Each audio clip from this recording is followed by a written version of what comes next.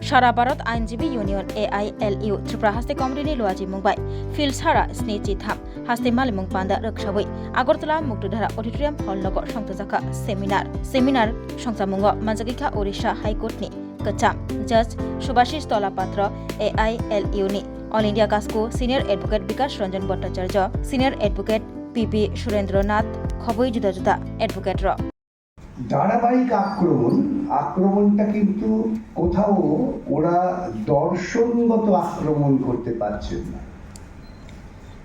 তাত্ত্বিক আক্রমণ করতে পারছেন না। ওরা যেটা করছে সেটা হচ্ছে নিছক আমি বলি নর্দমার ভাষা।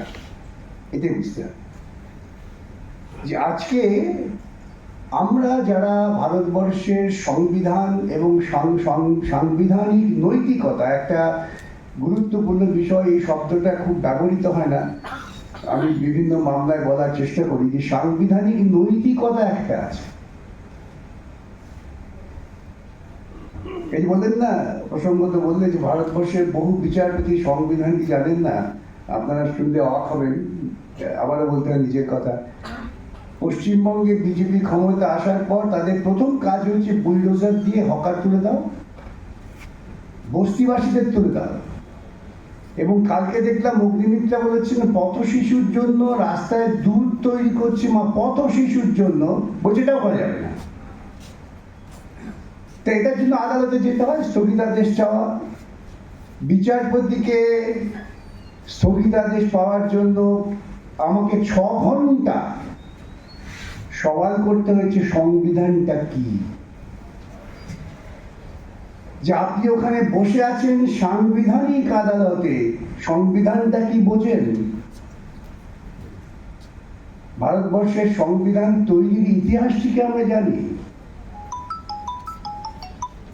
1947-এ 15ই আগস্ট নতুন ভারতবর্ষ জন্ম নিল। ওরা গুলিয়ে দেওয়ার চেষ্টা করে, গুলিয়ে দিয়ে তো লাভ নেই। মানব সভ্যতা বিকাশের আদিকালে কোনো দেশ, কোনো সীমানা বলে কিছু ছিল না। সভ্যতা বিকাশের সঙ্গে সঙ্গে পুঁজিবাদের জন্মের সঙ্গে সঙ্গেই ক্ষমতা এবং ক্ষমতাকে পরিশীলিত করার জন্য, পরিমিত করবার জন্য এই রাষ্ট্রের বোধটা তৈরি হয় এবং সেখান থেকেই এই দেশের প্রশ্নগুলো আসে। দেশ কি? আমাকে অনেকে বলেন দেশদ্রোহী। আমি তাদের ভাই দেশটা কি বলবেন? বললেই তখন তোর ঠাকুরদা কেন পালিয়ে এসেছিল, তোর মা কি করেছিল, তোর বাবা কি করেছিল, এই উত্তর আসে। দেশ কি?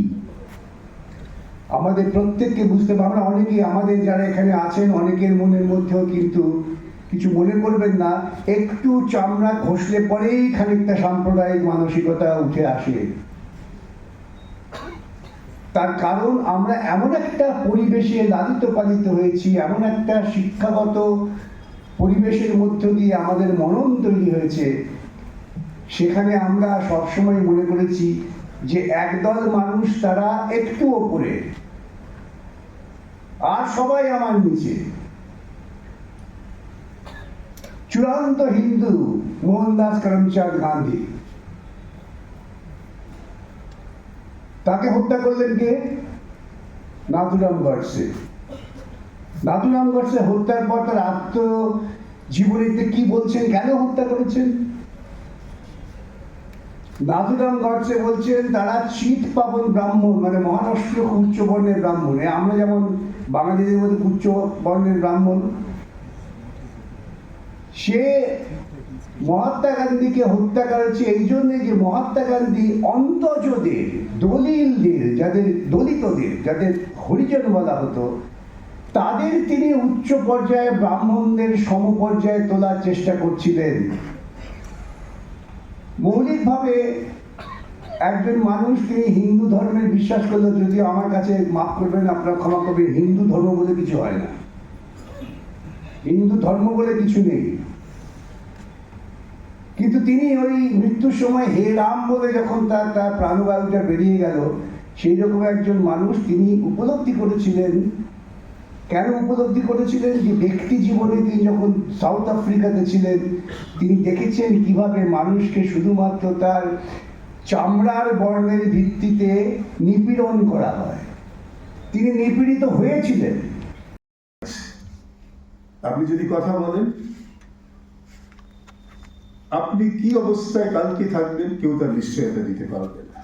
এটা আমি বলছি না, আমাদের সুপ্রিম কোর্টের প্রাক্তন বিচারপতি সঞ্জয় কিষাণ কাউল মাদ্রাস হাইকোর্টে তিনি যখন চিফ জাস্টিস ছিলেন, পেরুমল মুরুগান নামে একজন উপন্যাসিক ছিলেন।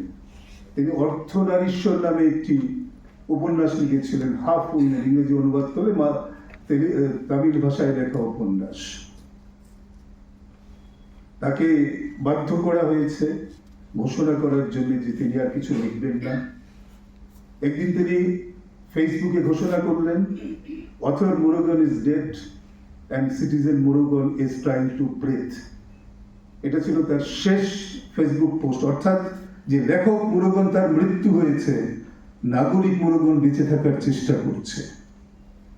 এখানে শেষ হয়ে যায়নি, তারপরে তার বিরুদ্ধে গোটা 32 মামলা করা হয়েছে যে তিনি ধর্মকে আঘাত করেছেন, তিনি হিন্দু ধর্মকে আঘাত করেছেন। সারা তামিলনাড়ু জুড়ে তার বিরুদ্ধে এই ধরনের মামলা হয়েছে। সঞ্জয় কিষাণ কাউল তখন মাদ্রাস হাইকোর্টের চিফ জাস্টিস, তিনি সমস্ত মামলাগুলোকে একসঙ্গে করলেন, করে শুনানি করলেন এবং এটি দীর্ঘ একটি বিচারের রায় দিলেন, 160 পাতার লম্বা জাজমেন্ট। তিনি লিখলেন, এই কিসের বাক স্বাধীনতা যেটা সংবিধান দিয়েছে? আজকে আমি বাক স্বাধীনতা প্রয়োগ করব, কালকে আমাকে খুন হয়ে যেতে হবে। এটাকে আর যাই বলা হোক, বাক স্বাধীনতা বলা হয় না। পরিষ্কার ভাবে এই কথা তিনি লিখলেন। এই ভারতবর্ষটা একটু একটু করতে ঘুরতে আরম্ভ করেছে। ভারতবর্ষটা একটু একটু করে তার মাটিটা কাঁপতে শুরু করেছে। এই যে আমরা চেহারাগুলো আজকে দেখছি, আজকে যখন একটা আন্দোলন হয়, মানে আন্দোলনটা পরশুদিন বিকাশ দ্বারাও একটা এরকম একটা আন্দোলন করেছেন, জানতেন না রাস্তায় কত লোক হবেন, কিন্তু দেখলেন রাস্তা ভরে গিয়েছে মানুষে। কাউকে বলতে হয়নি যে আপনারা আসুন, নিজে নিজে বিভিন্ন গোষ্ঠীগুলোকে সবাই একসঙ্গে হয়েছে। কি আমাদের একটা ঐতিহ্যবাহী, যেটা একটা স্বাধীনতা আন্দোলনের একটা স্বপ্ন থেকে তৈরি হয়েছিল, যে যাদবপুর বিশ্ববিদ্যালয়, সেই বিশ্ববিদ্যালয়টি আক্রান্ত হয়ে গিয়েছে। ছাত্র, শিক্ষক, শিক্ষাকর্মী সবাই একজোট হয়েছেন, বাইরে থেকে যারা সেই বিশ্ববিদ্যালয়টিকে ভালোবাসেন তারা একজোট হয়েছে। কোনো রাজনৈতিক স্লোগান ছিল না, একটাই স্লোগান ছিল, বিশ্ববিদ্যালয়টাকে বাঁচাতে হবে। বিশ্ববিদ্যালয়টাকে কেন বাঁচাতে হবে? এই যাদবপুর বিশ্ববিদ্যালয়ের মধ্যে আমরা নানা বহু রাজনৈতিক মতবাদ, রাজনৈতিক কণ্ঠস্বর আমরা শুনেছি। এখান থেকে সমস্ত কৃতি ছাত্ররা সারা পৃথিবীতে ছড়িয়ে আছে। একটা অংশ আজকে আমাদের শাসন করার চেষ্টা করছে, যারা মনে করে শুধু একটা মত থাকবে আর কোনো মত থাকবে না। আমরা যে কথাটা বলছি সেই কথাটাই শেষ কথা। তারা যদি বলেন এটাই হিন্দু ধর্ম, এটা হিন্দু ধর্ম সম্পর্কে শেষ কথা।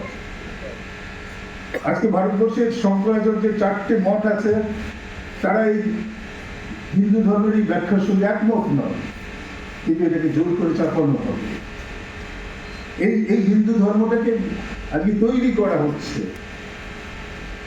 আমরা 1989 সালে লিখেছিলাম যে শ্রীরামকে আমরা জানতাম তিনি রম্যতার প্রতীক, অর্থাৎ পৃথিবীতে জীবনের যা কিছু সুন্দর আছে তিনি তার প্রতীক। রামচরিত মানস থেকে আরম্ভ করে রামায়ণের যে যত কটা ধারা প্রচলিত আছে, সেখানে কখনো শ্রীরামকে একজন পেশিবহুল একজন নায়ক হিসেবে দেখানো হয় না। তারপর দেখলাম ওই রথযাত্রা থেকে শ্রীরামের একটি চরিত্র, তার যে চারিত্রিক বৈশিষ্ট্য সম্পর্কে যে শ্রীরামকে আমরা দেখলাম, তার সঙ্গে একমাত্র তুলনা করতে যাওয়া যায় যে আমেরিকাতে এক সময় CIA ফান্ডের কতগুলো ফিল্ম হতো, যেখানে দেখানো হতো আমেরিকাকে কখনো হারানো যায় না। একটি মানুষ যাকে বলা হতো র্যাম্বো, সিলভেস্টার স্ট্যালোন, যিনি এক সময় তার শারীরিক চেহারার জন্য বিখ্যাত ছিলেন। তিনি একা গিয়ে এক একটা দেশকে হারিয়ে দিয়ে চলে আসতেন। একটা রামচন্দ্র আমাদের এরকম দরকার। কুলওয়ার লাল বলে যারা হিন্দি সাহিত্য করেন, Step into a place full of new ideas and opportunities at Techno India University Tripura, where you learn, grow, and build your future.